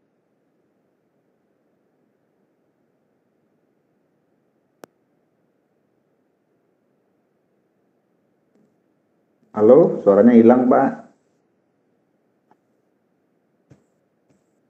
Ya, sudah Pak, dengar Pak? Pak Rudy? Oke, sudah Pak Ilham, ya sudah. Oke, baik Pak Ilham, terima kasih Pak Ilham. Ya. Oke, saya akan coba lihat Pak, izin bertanya untuk MI Qur'aniyah dari Palembang ya. Pembelajaran daring kami guru sering terlewati dalam hal pembuatan konten merujuk anak kita tingkat MI. kita sering lupa mendudukkan anak mendudukkan anak kita. Jadi bagaimana cara kita memilih konten sesuai tingkat MISD. Oke. Baik, terima kasih. Sampaikan kepada Ibu ini. Ibu Hauriah. Ya. Oke. Baik Bu, untuk menentukan atau memilih konten yang tepat itu, tentu seperti yang saya sampaikan sebelumnya tadi, kita penting namanya need analysis tadi Bu, analisis kebutuhan kita. Ya, yang pertama adalah analisis kebutuhan yang saya maksud yaitu mungkin terkait dengan karakteristik yang pertama dulu kita lihat dulu. Nah, apa karakter? Kita lihat indikatornya, karakter untuk anak pendidikan dasar misalnya, atau MI seperti itu, madrasah ibtidaiyah. Beda tentunya perlakuannya ketika pendidikan dasar yang ada di sekolah umum dengan yang ada di madrasah ibtidaiyah. Bedanya di mana? Persoalan nilai-nilainya. Kalau ibtidaiyah tentu dia sudah ada sudah merujuk kepada spesifikasi nilai-nilai tertentu seperti itu ya. Nah, tentu ini tidak bisa sembarangan kita pilih kontennya, ya. Kenapa? Harus sesuai nilainya. Nilai apa yang mau kita tanamkan? Misal, ini contoh misalnya, video berwudu. Bagaimana adab kita berwudu sebagai seorang Muslim untuk melakukan wudu sebelum melaksanakan sholat seperti itu. Nah, ya. Nah, kalau wudhu mungkin videonya masih bisa sangat mudah memilihnya. Kenapa? Segmentasinya khusus seperti itu, ya. Nah, ketika misalnya pembelajarannya PPKN misalnya, tentu mengenai adab, akhlak dan segala macamnya. Nah, ini adalah kita sesuaikan mungkin ya. Terkait misalnya kalau MI, berarti kita sudah ada label tertentu ya. Tentu ini bagaimana akhlak seorang wanita muslimah, apa yang dipakainya tentu sudah ada mencirikan, sudah ada identitasnya seperti itu. Nah, tentu videonya kita pakai pun adalah video yang tertutup seperti itu. Nah, begitu Bu cara kita memilihnya, atau cara kita memijah konten-konten yang kita gunakan sesuai dengan segmentasi kita atau sekolah kita di mana, seperti itu. Tidak mungkin misalnya kalau misalnya MI yang masih usianya di pendidikan dasar itu, kita MI kemudian kita gunakan video-video yang misalnya kayak video-video yang kurang pas, kurang bisa diterima dalam agama tertentu seperti itu ya semua agama dan segala macamnya tentu tidak sesuai itu digunakan baik di sekolah umum ataupun di sekolah khusus seperti itu. Nah, ini adalah bagaimana kelihayan guru, bagaimana kita sebagai guru melakukan need analisisnya, analisis kebutuhannya dulu apa seperti itu. Ya, tentu kita semuanya merujuk kepada kurikulum yang ada, kemudian tuntutan pembelajarannya apa, tujuan pembelajarannya apa, harus melihat secara lebih luasnya ke situ dulu gitu. Barulah secara detail nanti ada analisis, kemudian kebutuhannya dengan materinya sesuai. Nah, barulah kita jatuh pilihannya kepada konten A, B, C, dan D. Begitu Pak Ilham. Terima kasih Ibu Hauriah, pertanyaannya dari Palembang. Selamat malam Bu. Iya. Baik Ibu Hauriah, mudah-mudahan apa yang disampaikan Pak Rudi tadi mendapat gambaran untuk bisa mendapatkan nilai pembuatan apa yang dimaksud dalam pertanyaannya tadi. Baik, ada pertanyaan di bawah itu Pak, tapi sedikit pertanyaan itu sudah terjawab tadi di atas pertanyaan sebelumnya, hanya tingkatannya yang berbeda. Kalau tadi pada tingkat anak SD, sekarang pada tingkat anak SMP. Pertanyaannya itu bagaimana trik membuat video supaya menarik untuk siswa SMP? Nanti Bapak sekalian jawab. Ada pertanyaan yang menarik di bawah ini Pak Rudi, dari Ibu Nur Aini. Assalamualaikum warahmatullahi wabarakatuh. Masa pandemi COVID-19 telah memaksa kita semua untuk harus menguasai IT. Dalam pengaplikasian pembelajaran pun terkendala karena kebanyakan orang tua siswa lebih aktif dibandingkan dengan siswa kita. Seperti halnya dalam mengerjakan tugas, anak-anak lebih banyak main. Untuk kualitas jelas tidak ada. Nah, tolong solusinya untuk kedepannya bagaimana menyikapi hal tersebut. Nah itu Pak. Silakan Pak. Baik, terima kasih Pak Ilham. Pertanyaan dari Ibu Nuraini ya. Ini sama halnya ini waktu ya Bu Nuraini. Sama hal ini waktu itu saya juga mengikuti kegiatan di Gredu waktu itu. Nah, persis pertanyaannya seperti ini ya. Bagaimana COVID-19 memaksa kita untuk menggunakan IT? Dalam pengaplikasian pembelajaran pun terkendala karena kebanyakan orang tua siswa lebih aktif dibandingkan dengan siswa kita. Seperti halnya dalam mengerjakan tugas, ada orang tua yang mengerjakan tugas, kemudian anak-anaknya yang sekolah itu, kalau orang bilang yang sekolah itu adalah orang tua. Ini sebetulnya banyak pembelajaran baik bagi kita sebagai guru, baik kita sebagai orang tua. Ternyata ketika kita dihadapkan pada posisi seperti guru dengan kondisi anak-anak belajar jarak jauh seperti ini, kebanyakan kita itu adalah karena hanya tidak sabar. Karena tidak sabar, oh lama sekali ini selesai, kemudian handphone mau dipakai oleh si papa, handphone ini mau dipakai oleh si mama. Nah, lebih kurang persoalannya seperti itu. Nah, kenapa? Karena ini kalau kita melihat dari satu sisi dulu ya Bapak Ibu, kita melihat dari sisi yang ada di rumah seperti itu. Nah, kita yang jelas itu adalah kondisi kita yang ada di rumah sebagai orang tua. Yang pertama tidak siap, kemudian tidak ada rasa percaya kepada anak kita sendiri, kemudian takut kalau si anak tidak mampu. Kemudian ya selain tadi kita tidak memiliki fasilitas yang memadai atau yang mencukupi seperti itu. Misalnya dalam satu rumah anaknya ada 4, handphonenya cuma 2. Nah, ini kan juga persoalan, sedangkan waktu sekolah sama. Nah, juga terjadi masalah seperti itu. Nah, kemudian persoalan yang ada di kita sebagai guru adalah yang pertama kita tidak siap, ya. Kemudian kita tidak pernah mengajar itu, misalnya tidak pernah membuat media sendiri, katakanlah seperti itu. Jadi, ketika kita melihat kondisinya saat ini harus dan kudu dan mampu, ya, mesti untuk membuat media, kemudian mencari media, bahkan ambil sana ambil sini, toh dikirim saja. Nah, itu adalah karena memang kita yang pertama itu alasannya karena ketidaksiapan. Kenapa? Untuk meng-create sebuah media pembelajaran itu, apakah bentuknya video, modul, kemudian bentuk lainnya, memang tentu tidak gampang.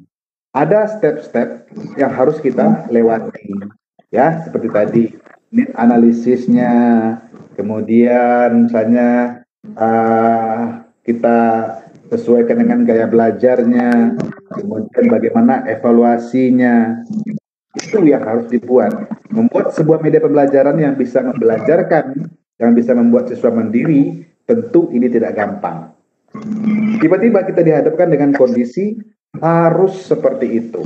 Ya, tentu saja kita kelabakan dan tidak siap. Nah, solusinya adalah Bapak dan Ibu, dan termasuk saya pribadi, yuk sama-sama saat ini, sekecil apapun dan sejelek apapun, mari kita coba-coba bersama-sama belajar menggunakan perangkat-perangkat teknologi dan melek dan bisa berliterasi teknologi. Sama-sama kita harus memacu diri kita, mengupgrade diri kita. Kenapa? Kalau misalnya kita sudah siap dengan kondisi, dengan medianya, tentu apapun kondisi, kita sudah tidak canggung lagi. Nah, itu sebetulnya persoalan. Kita sebagai guru, kita sebagai orang tua, sama-sama tidak siap dengan kondisi yang ada. Dan kemudian juga adalah fasilitas, baik di sekolah, baik di rumah. Karena hanya tidak ada komunikasi selama ini. Hanya terkesan misalnya kita pun kadang-kadang juga saya seperti itu sebagai guru hanya tahunya, oh hari ini kirim tugas, hari ini kirim tugas. Nah, hanya seperti itu. Ternyata dengan adanya kondisi seperti ini, jadi sama-sama membelajarkan kita, baik sebagai orang tua, baik sebagai guru. Mungkin itu Pak Ilham dan Bu Nuraini jawabannya sementara. Terima kasih. Oke, saya sementara Pak Rudi saya tinggalkan dulu chat. Ternyata dari tadi ini saya perhatiin ada Ibu Siti Sriani. Mohon Pak Adrian diaktifkan mic-nya Ibu Siti, Pak Adrian. Ya, silakan Ibu Siti. Pak Adrianus. Ya, sudah. Silakan Ibu Siti. Pak Adrian. Ya, sudah. Saya hidupkan. Ibu Siti. Ibu Siti Suryani.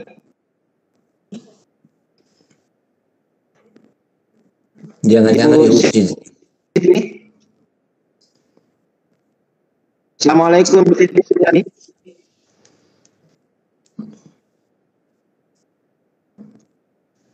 Halo Ibu Siti. Saya khawatir Ibu Siti Ya baik, mungkin mengangkat tangannya ini. Ya. Masih ada pertanyaan itu di kolom chat sama di privat ke host, ada 3 pertanyaan itu Pak. Nanti saya bacakan barangkali Pak Ilham ya. Karena di privat itu ke host tidak bisa dibaca oleh yang lain. Pak. Ya. Silakan. Baik Pak Rudi, ada pertanyaan Bapak Ibu sekalian yang mau bertanya, mohon pertanyaannya ditujukan ke all panelists atau ke everyone ya. Jangan ke host, karena kalau ke host hanya kami sendiri yang membacanya, yang lain tidak bisa membaca. Pak Rudi, ada pertanyaan, 3 pertanyaan tadi sempat masuk secara privat ke host. Mana tadi itu ya? Yang pertama, bagaimana kita yang berada di tempat jauh, Pak, bisa bagaimana penggunaan ITC ini bisa kita tetap gunakan di masa mendatang. Bagaimana kita tetap bisa mempertahankan, mengingat kuota gratis sudah tidak ada lagi. Mohon trik-triknya, Pak. Demikian salah satu pertanyaannya, Pak Rudi. Oke, baik. Terima kasih Pak Adrian. Pertanyaan tadi cukup menarik, ya. Kenapa saya bilang menarik? Ya karena memang itu menjadi pertanyaan semua orang. Apakah kondisi ini akan selalu seperti ini? Ya, kondisi tentu insya Allah akan ada perubahannya. Kalau dari wabahnya tentu kita berharap akan segera pulih, ya. Tapi yang namanya proses pembelajaran menggunakan teknologi ini atau ICT berbasis ICT ini, atau lebih spesifiknya konten digital. Nah, itu mungkin ada baiknya kalau misalnya ke depan tetap digunakan, tetap kita berkreasi, berinovasi di dalam memperbaiki kualitas pembelajaran kita, kualitas pengajaran kita sebagai pendidik dan guru. Nah, ini menjadi hal penting bagi kita dalam sebuah bingkai sebagai pendidik dan pengajar. Tentu ini harus kita lihat, oh saya ternyata sudah berbuat loh dengan media pembelajaran. Saya sudah punya ada 6 media pembelajaran. Oh ternyata ini bisa digunakan sampai beberapa tahun ke depan, seperti itu. Nah, terkait dengan hal-hal yang sifatnya misalnya kuota, kemudian jaringan dan segala macam, tentunya Kementerian Pendidikan melalui BOS sudah memberikan keleluasaan tertentu kepada kita sebagai guru di sekolah. Tinggal bagaimana kita mau menjemput dan mencari sumber-sumber yang bisa tetap menopang kita agar kita tetap bisa memberdayakan potensi sekolah kita agar bisa tetap belajar dengan daya dukung misalnya jaringan dan segala macam. Nah, melalui organisasi-organisasi yang ada di daerah, sifatnya asosiasi-asosiasi profesi, nah itu bisa kita manfaatkan untuk kita bisa bersinergi dengan swasta, dengan pemerintah daerah, dengan orang tua. Banyak cara sebetulnya bisa kita lakukan. Yang paling utama adalah bagaimana tetap kita meningkatkan yang namanya mutu pembelajaran, kemudian kualitas pengajaran, termasuk juga hasilnya. Ya, nah, hasil pembelajaran ini akan berbanding lurus dengan apa yang kita perbuat dan apa yang kita berikan secara maksimal kepada peserta didik kita. Terkait misalnya tadi dalam tanda kutip misalnya kuota dan segala macam, toh alhamdulillah kita sudah diberikan sertifikasi. Untuk yang belum mungkin bisa menjajaki kerjasama atau mencari sponsor dan segala macam, banyak jalannya, tergantung kita mau atau tidak, dan berupaya melalui, tidak harus sendiri, bisa melalui asosiasi profesi. Saya rasa IGI akan bisa memfasilitasi hal tersebut, misalnya bekerjasama dengan Telkom, mengadakan paket murah. Nah, itu bisa kita lakukan. Demikian Pak Adrian, mungkin dari saya. Terima kasih Pak Adrian. Ya, terima kasih. Selanjutnya Pak, ini pertanyaan berikut dari Ibu Enda Ekowati. Bagaimana cara kita bisa membandingkan penggunaan kuota di LMS, Google Classroom, dan Google Meet lebih ramah kuota? Ini bagaimana cara kita membandingkan penggunaan kuota di LMS, Google Classroom, dan Google Meet lebih ramah kuota? Cara mengetahuinya bagaimana, Pak? Iya, iya. Baik, terima kasih. Dari siapa tadi Pak Adrian? Dari Ibu Enda Ekowati. Ibu Enda Ekowati. Enda Ekowati. Ibu Eka Endawati. Oh, Ibu Eka Endawati. Oke. Oh, Eka. Baik, terima kasih Ibu Enda. Misalnya untuk pertanyaan yang disampaikan tadi, banyak sebetulnya aplikasi-aplikasi saat ini yang bisa kita gunakan untuk memantau bagaimana penggunaan data internet kita. Misalnya seperti di kita sebagai pengguna Android, katakanlah seperti itu Ibu Endah ya. Nah, itu bisa digunakan aplikasi-aplikasi yang berbasis Android ya. Misalnya salah satunya adalah kita gunakan aplikasi yang namanya sebentar saya lupa ini ya, untuk melihat data use kita ya. Misalnya aplikasi namanya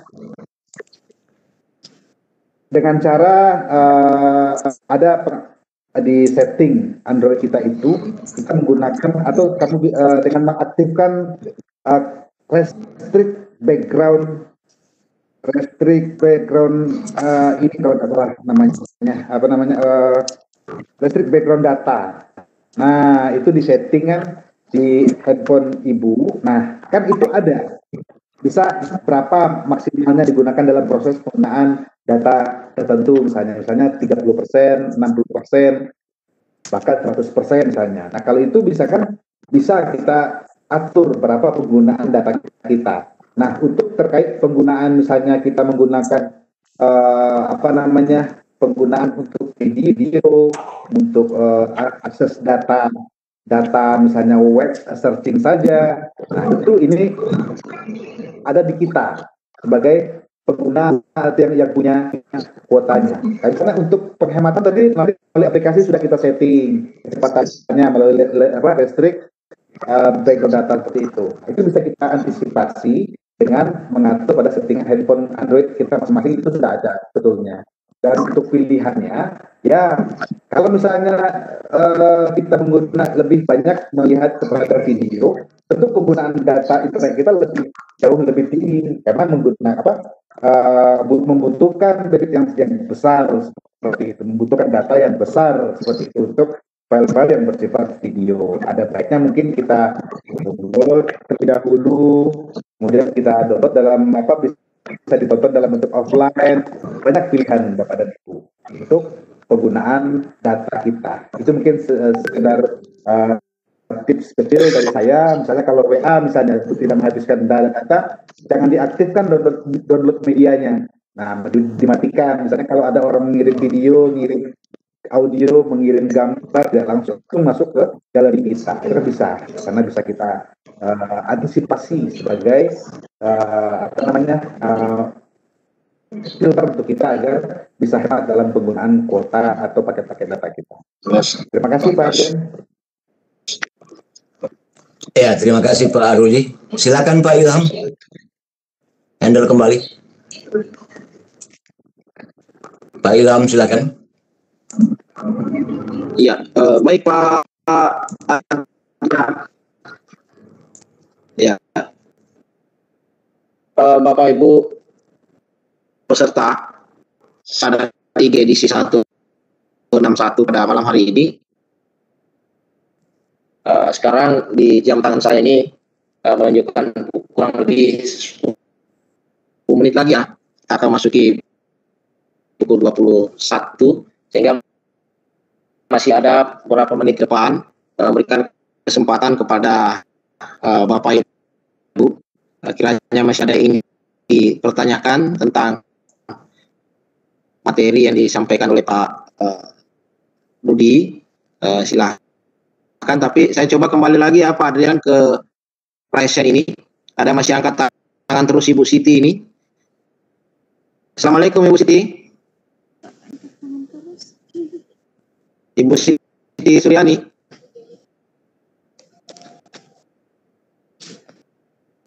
Ibu Siti silakan Bu, kalau ada Ibu Siti bertanya silakan.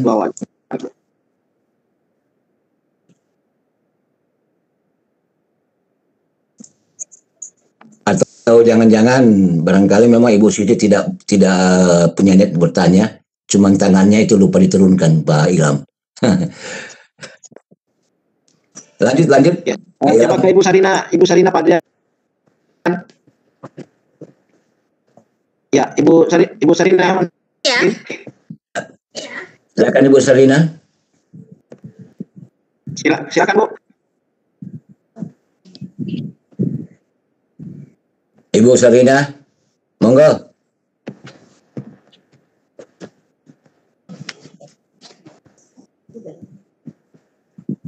Sudah terdengar tadi suara Ibu, tapi Ibu Sarina.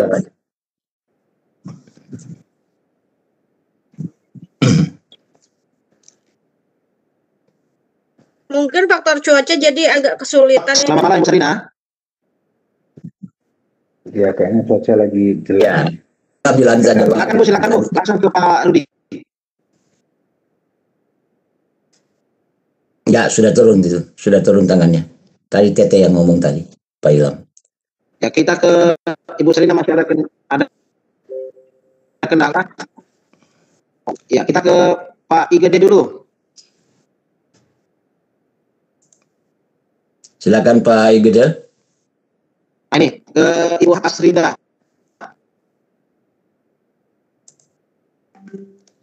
Nggak ada Pak Adrian.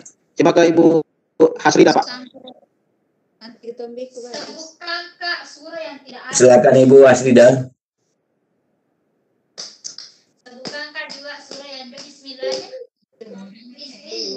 Apa itu Bu? Ibu Hasrida. Kepencet kayaknya. Kepencet nggak sadar ya.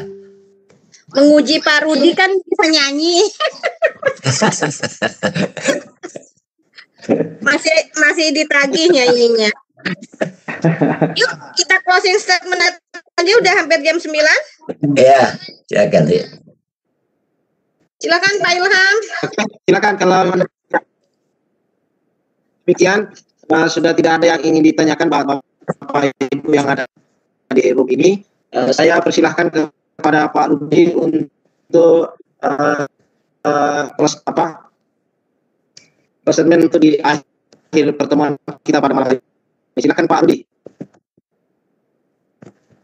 Baik, terima kasih saya ucapkan kepada Pak Ilham dan juga panelis dan juga tim Sadar Igi yang malam hari ini telah memberikan kesempatan kepada saya. Alhamdulillah mungkin ini sudah kesekian kalinya bisa berbagi bersama teman-teman ini, dan sekaligus juga untuk proses pembelajaran buat diri saya sendiri seperti itu.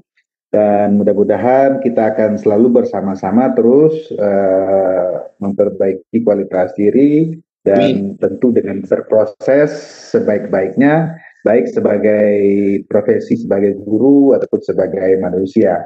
Akan tetapi di dalam era digital ini atau era informasi sekarang ini, ilmu pengetahuan dan teknologi itu berkembang dengan pesat Bapak dan Ibu. Nah, tentu perkembangan ini sangat memiliki dampak yang terbuka dengan tersebarnya informasi. Nah, untuk itu, mari kita jangan sampai menjadi orang yang gagap akan teknologi dan terlambat menguasai itu, mungkin lebih baik daripada tidak mau belajar sama sekali. Mari kita sama-sama belajar, tetap bersemangat. Terima kasih. Assalamualaikum warahmatullahi wabarakatuh. Waalaikumsalam warahmatullahi wabarakatuh. Silakan Pak Ilham. Waalaikumsalam warahmatullahi wabarakatuh. Pak Rudi, terima kasih banyak atas closing statement terakhirnya. Tentunya dengan materi yang diberpaparkan malam ini sangat membuat kami penasaran dengan waktu yang ada. Tentu masih banyak hal-hal yang perlu kami pelajari. Dan insya Allah nanti kedepannya Pak Rudi jangan bosan-bosan ketika nanti dari jasa Sadar IG ingin saling berbagi lagi. Kami sangat mengharapkan ada bantuan kali kami semua Pak Rudi. Kalau bosan terima kasih nanti. Ucapan terima kasih banyak Pak Rudi buat sama-sama Pak. Terima kasih Pak Adri, Bumi. Sama-sama Pak Rudi, makasih ya. Sama-sama Bu. Cepat. Oke, kemudian ujian tadi terbukanya ya. Diterima. Amin. Mari Bapak Ibu yang sempat bergabung di room ini, sama-sama kita mendoakan Pak Rudi, mudah-mudahan dalam waktu dekat ini bisa mencapai apa yang diinginkan oleh beliau. Ya. Baik, terima kasih Pak. Oke, terakhir dari pertemuan kita ini saya ucapkan banyak terima kasih kepada Pak Rudi, kepada teman-teman panitia ya afiliasi Sadar IG yang telah bergabung. Ada ada Pak Muhlis, ada Ibu Hati Hali, kemudian sangat istimewa juga kepada Teumi yang selama ini memberikan motivasi buat kami semua untuk selalu belajar dan berbagi melalui virtual Sadar IG dan afiliasinya. Dengan ucapan saya lupa juga ucapan terima kasih pada pihak PSMK yang telah menyediakan room ini. Terlalu kami sangat berterima kasih. Dan akhir kata saya ucapkan juga terima kasih kepada para peserta. Mudah-mudahan kita tidak bosan untuk saling berbagi dan menimba ilmu. Akhir kata, Assalamualaikum warahmatullahi wabarakatuh. Waalaikumsalam warahmatullahi wabarakatuh. Terima kasih Pak Rudi, terima kasih Pak Ilham, terima kasih Bu, terima kasih. Bapak Ibu semua silakan mengisi daftar hadir. Sertifikat baru bisa di-download jam 21.30. Jadi kalau belum waktunya Bapak Ibu nggak bisa mendownload sertifikat ya. Jadi di copy saja linknya jika Bapak Ibu ingin keluar dari Webex ini, link sertifikatnya. Jadi kami tadi membagikan link